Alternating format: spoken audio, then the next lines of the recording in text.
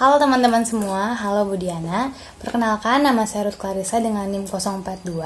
Saya berasal dari kelas pengantar ilmu hukum kelas A. Pada kesempatan kali ini, saya ingin membahas sedikit tentang buku pengantar ilmu hukum karya Raden Suroso. Di sini saya akan membahas sedikit materi dari bab per babnya. Mulai dari yang pertama, saya akan membahas dari bab 1, yaitu pengertian pengantar ilmu hukum.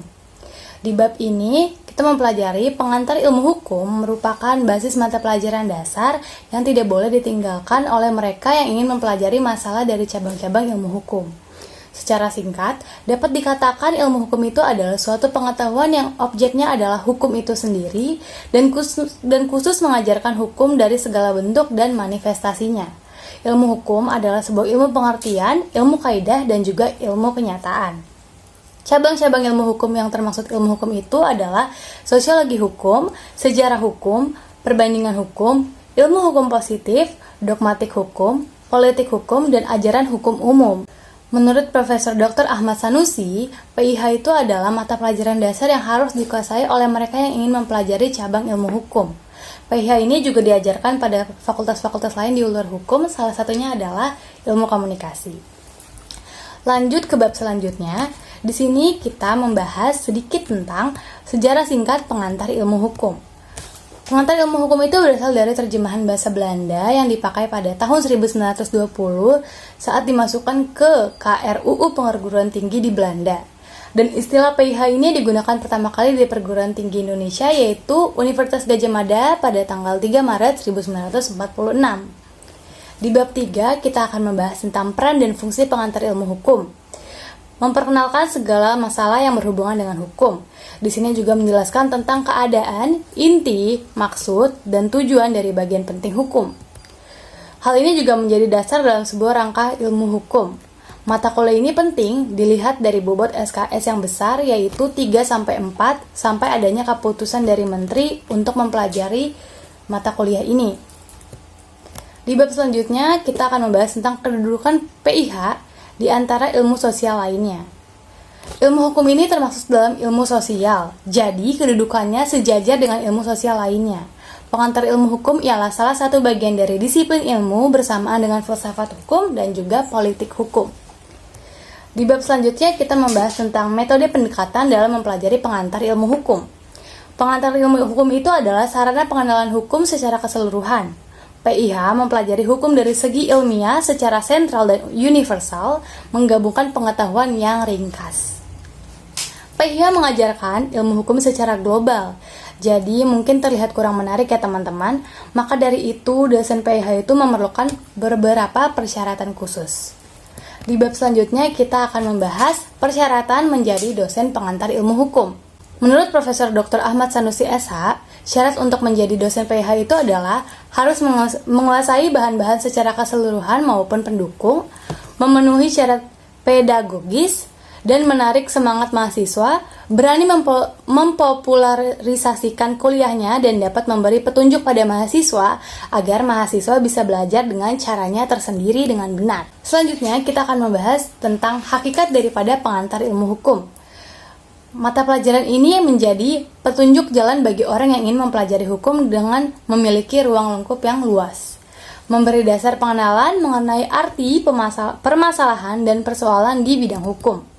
Memiliki gambaran dasar yang memberikan pandangan umum tentang hukum. Jadi tanpa penguasaan PIH, orang akan kesusahan untuk memahami hukum itu sendiri. Di bab selanjutnya kita akan membahas sedikit tentang lingkup pembahasan oleh PIH. Materi yang dibahas di PIH ini ada 3, yaitu hukum sebagai objek ilmu hukum, hukum sebagai norma hukum, dan juga hukum sebagai ilmu pengetahuan dan ilmu kenyataan. Di bab selanjutnya kita akan membahas tentang pengertian tentang hukum. Dari segi etimologi, kata hukum berasal dari bahasa Arab, yaitu al-qas, artinya pertalian erat yang dapat melakukan paksaan. Raj berasal dari kata Latin tractum, artinya bimbingan, tuntutan, atau pemerintahan. Dari sana timbullah istilah gerechtigheid dalam bahasa Belanda atau gerechtigheid dalam bahasa Jerman yang memiliki arti keadilan. Hukum mempunyai dua unsur penting, yaitu kewibawaan dan juga keadilan. Ius dalam bahasa Latin berarti hukum. Ius berkaitan erat dengan iustitia atau keadilan. Iustitia ini adalah nama dewi yang ada pada zaman Yunani yang disebut juga sebagai dewi keadilan. Dilambangkan sebagai seorang wanita dengan mata tertutup, tangan kiri memegang neraca dan kanan memegang pedang. Mata tertutup menggambarkan sifat hukum yang tidak pandang bulu, neraca melambangkan keadilan, dan pedang berarti mengejar sebuah keadilan atau kejahatan.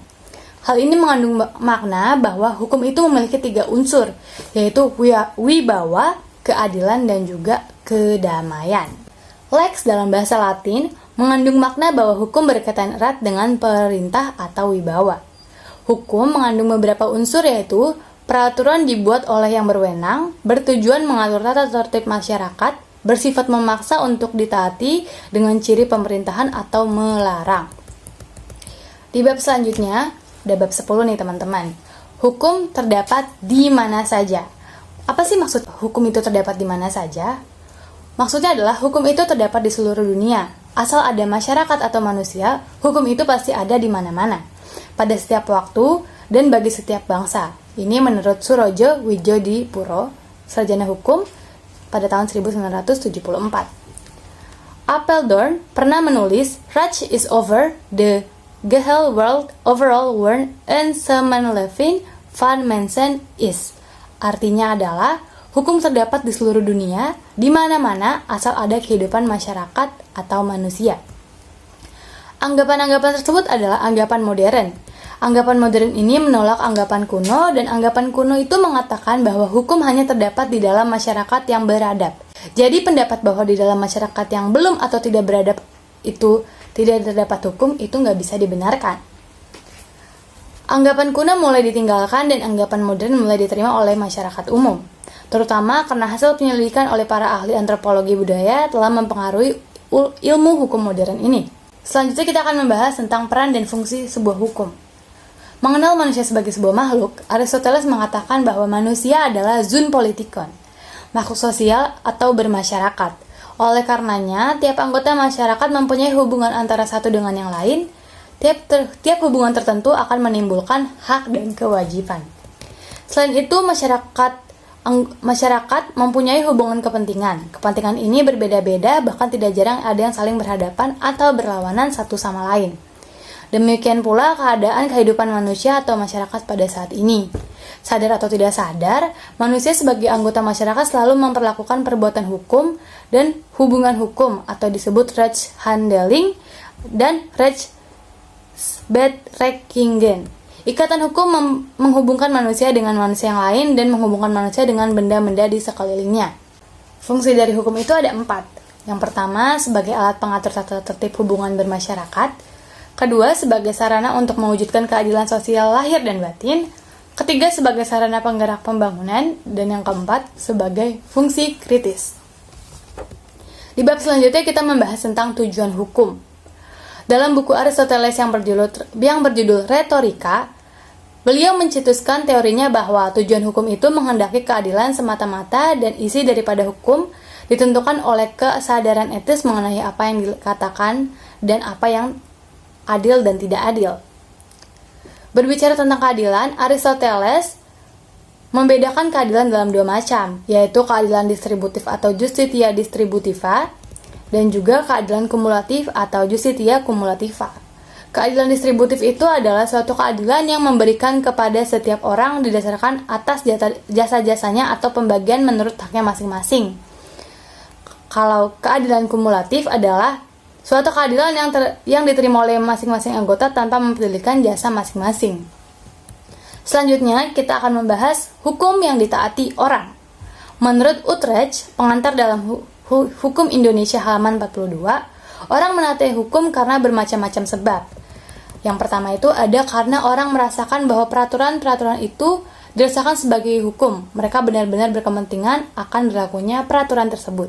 Yang kedua, karena ia harus menerima supaya ada rasa ketentraman, dan juga ia menganggap peraturan sebagai suatu hal yang rasional.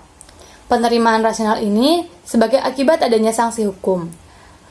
Agar tidak mendapatkan kesukaran, orang memilih untuk taat saja pada peraturan hukum karena melanggar hukum dapat mendapatkan sebuah sanksi. Ketiga, karena masyarakat menghendakinya.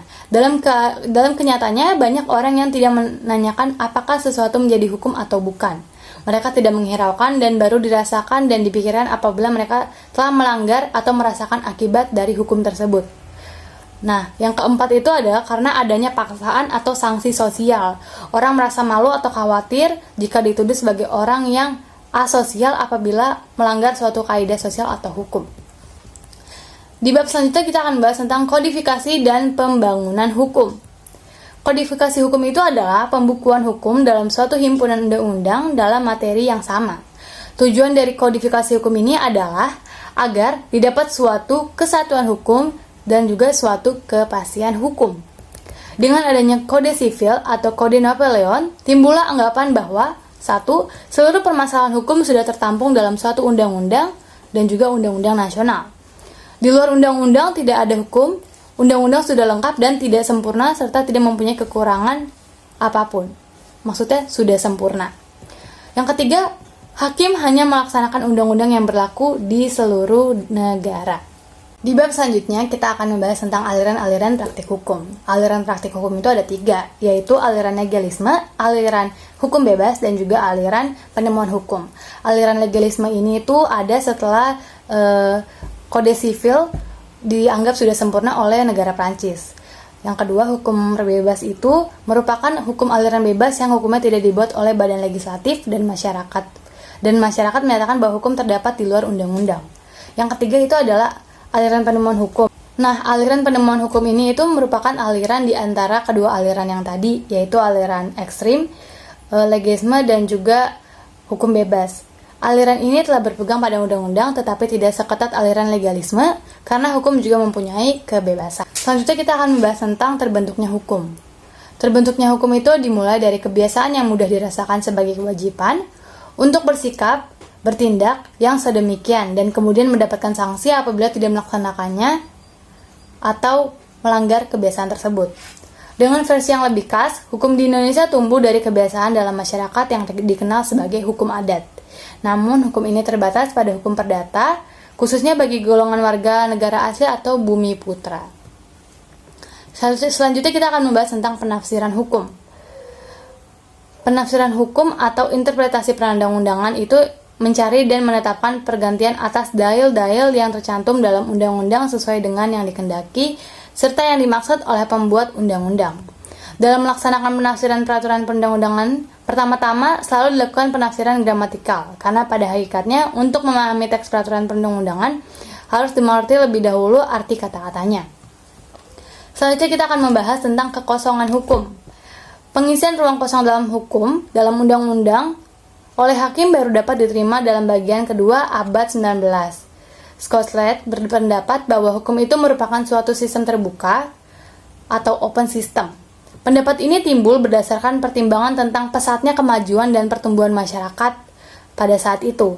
Oleh karenanya, dalam hukum yang ketinggalan itu terdapat banyak kekosongan di dalam sistem-sistem hukum yang terpaksa harus diisi oleh hakim asalkan pengisiannya itu sesuai dengan sistem hukum yang berlaku. Hakim membuat suatu pengertian hukum yang mengandung persamaan. Pengertian ini adalah asas hukum yang menjadi dasar lembaga hukum yang bersangkutan. Membuat pengertian hukum adalah suatu perbuatan yang bersifat mencari asas hukum yang menjadi dasar peraturan hukum yang bersangkutan. Hukum yang bersangkutan adalah konstruksi hukum atau rechtskonstruktie. Penafsiran analogis adalah penafsiran daripada suatu peraturan hukum dengan memberikan ibarat pada kata-kata tersebut sesuai dengan apa yang telah dianggapnya. Selanjutnya, kita akan membahas tentang sumber hukum. Sumber hukum itu adalah segala sesuatu yang menimbulkan aturan-aturan yang bersifat mengikat dan juga memaksa, sehingga apabila aturan tersebut dilanggar akan menimbulkan sanksi yang tegas dan nyata bagi orang yang melanggarnya. Nah, faktor-faktor yang berpengaruh terhadap timbulnya hukum ini yaitu faktor yang merupakan sumber kekuatan berlakunya hukum secara formal, artinya dari mana hukum itu dapat ditemukan, dari mana asal mulanya hukum, sehingga data keputusannya dapat diketahui bahkan suatu peraturan tertentu mempunyai ketentuan mengikat atau perlakuan yang lain sebagainya. Undang-undang merupakan sumber hukum formal, di samping kebiasaan, traktat, jurisprudensi, dan doktrin, menurut tata jenjang atau hierarki yang ditentukan oleh MPR, undang-undang mempunyai tata tertib urutan kedua setelah TAP MPR. Selanjutnya kita akan membahas tentang penggolongan dan klasifikasi hukum. Penggolongan dan klasifikasi hukum itu ada dua, yaitu hukum privat dan juga hukum publik. Hukum privat itu adalah hukum perdata, hukum dagang, hukum privat internasional. Sedangkan hukum publik itu adalah hukum negara, tata usaha negara, hukum antar negara, hukum pidana, dan juga hukum acara. Selanjutnya kita akan membahas kaidah hukum dan kaidah sosial. Kaidah sosial itu yaitu sebuah kaidah yang mengatur tingkah laku manusia di dalam bermasyarakat. Kaidah sosial itu ada kaidah susila dan juga kaidah kesopanan. Kaidah susila itu adalah kaidah yang paling tua dan paling asli, juga terdapat di dalam sanubari manusia sendiri, karena manusia makhluk bermoral tanpa melihat kebangsaan atau masyarakat. Contoh-contoh norma susila itu adalah jangan mencuri milik orang lain, berbuatlah jujur, hormatilah sesamamu, dan juga jangan berzina. Kaidah kesopanan yaitu ketentuan-ketentuan hidup yang timbul dari pergaulan dalam masyarakat. Norma kesopanan pada dasarnya kepantasan, kebiasaan, dan kepatutan. Contoh-contoh kaidah kesopanan itu adalah orang muda wajib menghormati orang yang lebih tua, mengenakan pakaian yang pantas, dan juga jangan meludah di hadapan orang lain. Selanjutnya adalah subjek hukum. Subjek hukum itu ialah suatu hal yang menurut hukum berwenang untuk dilakukan dan menjadi pendukung hak dan mempunyai hak dan kewajiban. Subjek hukum adalah manusia. Terdapat dua pengertian manusia, yaitu manusia pribadi dan juga badan hukum yang memiliki dua sifat, yaitu kepentingan umum dan kepentingan individual. Selanjutnya adalah objek hukum. Objek hukum itu adalah suatu benda atau biasa disebut zaak. Ada beberapa dasar hukum yang mengatur tentang benda pada buku 2 KUH Perdata, UU Pokok Agraria, dan UU nomor 21 tahun 1961, UU Merek Perusahaan dan Perdagangan.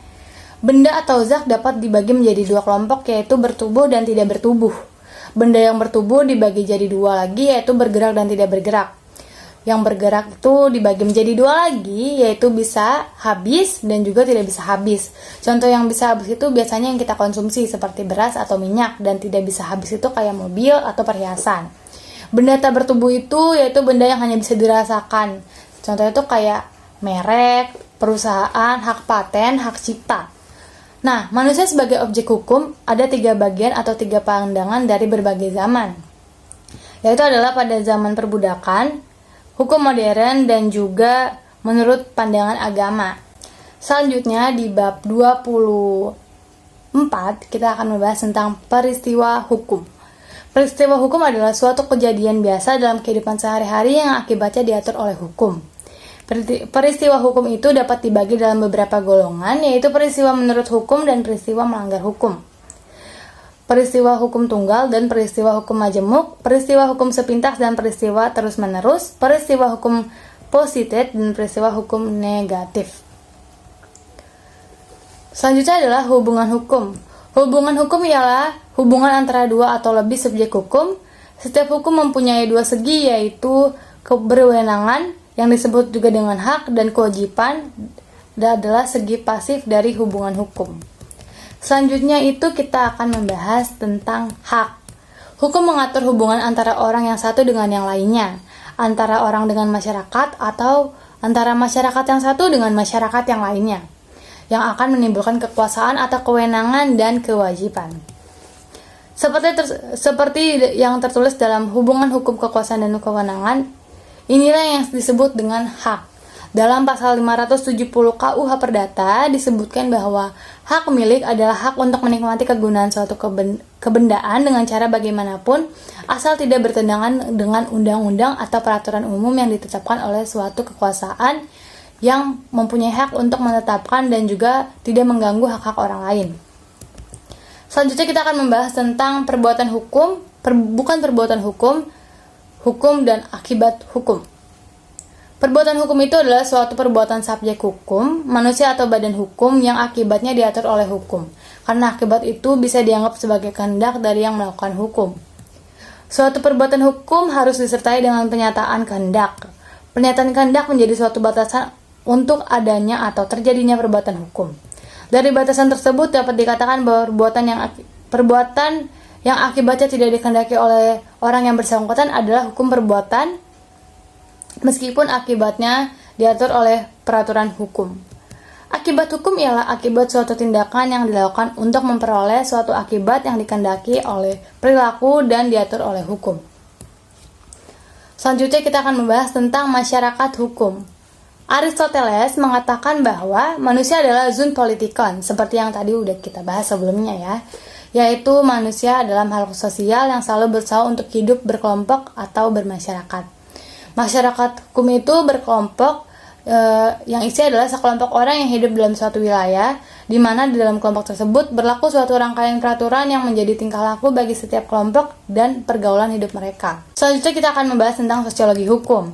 Sosiologi hukum adalah suatu cabang ilmu pengetahuan yang secara empiris dan analitis mempelajari hubungan timbal balik antara hukum sebagai gejala sosial dengan gejala-gejala sosial yang lainnya. Sosiologi hukum diantaranya mempelajari pengorganisasian sosiologi dari hukum. Objek dasarnya itu adalah badan-badan yang terlibat dalam kegiatan perundang-undangan, pengadilan, polisi, advokat, dan juga pembagiannya. Selanjutnya kita akan membahas tentang psikologi hukum. Psikologi hukum itu adalah sebuah cabang pengetahuan yang mempelajari hukum sebagai suatu perwujudan dari perkembangan jiwa manusia. Psikologi adalah ilmu pengetahuan tentang perilaku manusia atau human behavior. Maka dalam kaitannya dengan studi hukum, ia akan melihat hukum sebagai salah satu dari pencerminan perilaku manusia. Selanjutnya adalah sejarah hukum. Pada usia zaman yang semakin maju ini, di mana manusia telah meyakini kemampuan sendiri untuk segala sesuatu yang dilakukannya, mereka selalu berupaya mengembangkan dan memajukan diri sesuai dengan bidang peradabannya. Kemampuan ini diwujudkan dengan keberanian untuk menembus dunianya dengan pikiran baru yang kritis berupa ilmu dari berbagai bidang. Sebagaimana lazimnya moral yang terdapat pada pelajaran sejarah, maka studi mengenai sejarah hukum ini akan menghasilkan keuntungan-keuntungan yang sama seperti orang mempelajari pengetahuan kita mengenai suatu sistem atau lembaga atau pengaturan hukum tertentu menjadi lebih mendalam dan diperkaya. Kekeliruan baik dalam pemahaman maupun penerapan suatu lembaga atau ketentuan hukum diharapkan dapat dicegah dengan cara mendapatkan keuntungan tersebut. Dan juga ini adalah bab yang terakhir. Di bab terakhir kita membahas tentang perbandingan hukum. Perbandingan hukum itu adalah ilmu pengetahuan yang usianya relatif muda. Dari sejarahnya kita ketahui bahwa perbandingan hukum sejak dulu dipergunakan orang, tetapi baru secara insidental digunakan. Pembandingan hukum baru berkembang secara nyata pada abad ke-20-an. Pada hakikatnya, perbandingan hukum adalah suatu metode penelitian dan bukan hanya suatu ilmu hukum dengan mempergunakan metode membanding-bandingkan hukum yang satu dengan hukum yang lain. Sebagai metode, penelitian perbandingan hukum dapat digunakan di semua bidang hukum seperti hukum privat, hukum publik, hukum tata negara, dan sebagainya. Bahkan dapat juga digunakan di dalam bidang ekonomi, eksaktia, dan juga teknik. Kenyataan menunjukkan bahwa tiap negara mempunyai kebudayaan dan hukumnya sendiri yang berbeda dengan hukum dan kebudayaan di negara-negara sekitar atau lainnya. Misalnya hukum Anglo-Saxon dengan perbedaan hukum kontinental, berbeda pula dengan hukum negara sosialis, bahkan hukum menurut BW yang berlaku di Indonesia berbeda juga dengan hukum adat kita.